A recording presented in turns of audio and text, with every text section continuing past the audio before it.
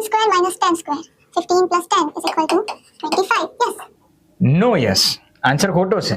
Sir તમે તો આ જ રીત બતાવી. પરંતુ મેં તને એવું કીધું હતું કે 15 ની પાછળનો આંકડો 14 હોય એટલે કે બંને વચ્ચેનો ડિફરન્સ 1 હોય, ખાલી 1 હોય તો જ બંનેનો સરવાળો કરવાનો. પણ વાંધો નહીં, હું શીખવાડું છું.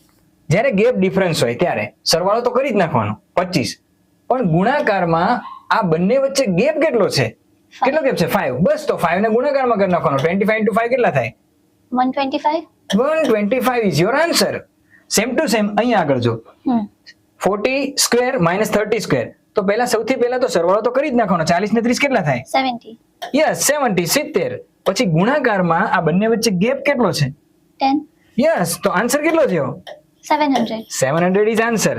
તો તમારે દોસ્તો કમેન્ટ કરવાનું છે 25 સ્ક્વેર માઇનસ 20 સ્ક્વેર કેટલા થાય. Thank you.